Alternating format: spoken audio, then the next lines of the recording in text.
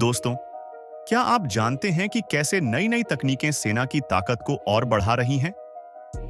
जैसे भारतीय सेना अपने पुराने हेलीकॉप्टरों को बदलने और मजबूत बनाने के प्रयास में जुटी है, वैसे ही अमेरिकी सेना भी अपने पुराने हेलीकॉप्टरों को कुछ आधुनिक और शक्तिशाली मशीनों से बदलने की कोशिश कर रही है।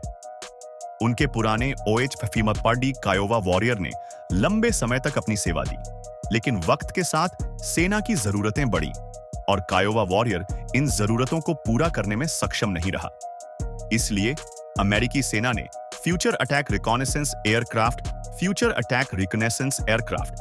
फारा प्रोजेक्ट की शुरुआत की है।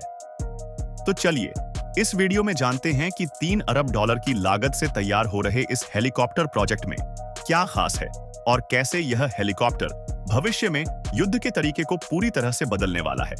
जब सेना ने 2013 में अपने OH-58D कायोवा वॉरियर हेलीकॉप्टर को रिटायर करने का फैसला किया, तो यह उनके लिए एक बड़ी चुनौती थी। यह हेलीकॉप्टर सेना के लिए लंबे समय तक एक अहम हिस्सा रहा था, खासकर उन मिशनों में जहां दुश्मन के इलाके में घुसकर जासूसी और हमले करने की जरूरत होती थी। लेकिन समय के साथ इसके परफॉर्मेंस में कमी आने लगी। इसके बाद सेना ने अस्थायी समाधान के तौर पर अपने AH-60E अपाचे अटैक हेलीकॉप्टर और ड्रोन का इस्तेमाल किया। हालांकि यह समाधान काम कर रहा था, लेकिन सेना जानती थी कि उन्हें एक नया और आधुनिक हेलीकॉप्टर चाहिए जो केवल रिकॉनेसेंस ही नहीं बल्कि आक्रामक हमले भी कर सके। इस तरह से फ्यूचर अटैक रिकॉनेसेंस एयरक्राफ्ट या फारा का प्रोजेक्ट शुरू हुआ। इसे बनाने के लिए सेना ने बेल और सिकोर्स्की जैसी बड़ी कंपनियों को चुना, जिनके पास उच्च स्तर की तकनीक और डिजाइन की क्षमता है।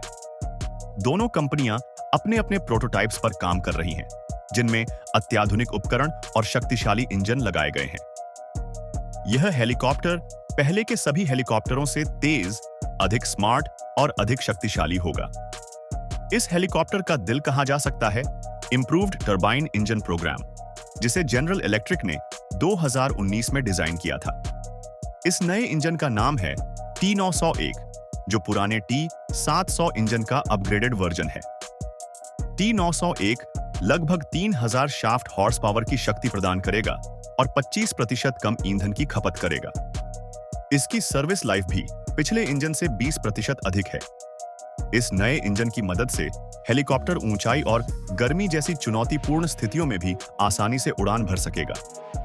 एमोसा की मदद से हेलीकॉप्टर में नए हथियार और तकनीक आसानी से जोड़ी जा सकती है। सेना इसे एक डीप सेंसिंग प्लेटफॉर्म के रूप में देख रही है, जो दूर से दुश्मनों को पहचानने और उन पर हमला करने की क्षमता रखता है। मोसा सिस्टम के जरिए यह हेलीकॉप्टर ग्राउंड सोल्जर्स और अन्य एरियल एसेट्स के साथ संपर्क में रह सकेगा और उनके साथ सूचनाएं साझा कर सकेगा। युद्ध के मैदान में यह एक बेहद उपयोगी तकनीक होगी। हाल ही में सेना ने एक बड़ा और चौंकाने वाला निर्णय लिया है।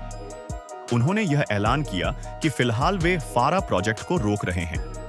सेना ने इस प्रोजेक्ट में अब तक करीब $2 बिलियन की रकम खर्च की है, लेकिन अब उनका ध्यान ब्लैक हॉक और शिनूक हेलीकॉप्टरों के अपग्रेड पर रहेगा। इसके साथ ही वे बिना पायलट के उड़ने वाले ड्रोन UAV पर भी अपना ध्यान केंद्रित करेंगे, ताकि उनकी मॉडर्नाइजेशन की जरूरतें पूरी हो सकें। सेना के अधिकारी डग बुश ने बताया कि इस फैसले का उद्देश्य अन्य मॉडर्नाइजेशन प्रोग्राम्स को समय पर और बजट में रहते हुए पूरा करना है, ताकि सेना की पूरी ताकत का इस्तेमाल किया जा सके। तो दोस्तों, यह थी हमारी आज की कहानी अमेरिकी सेना के नए future attack reconnaissance aircraft project के बारे में।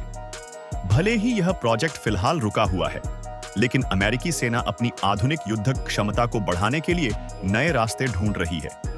इससे सेना का भविष्य उज्जवल और अधिक सुरक्षित हो सकता है।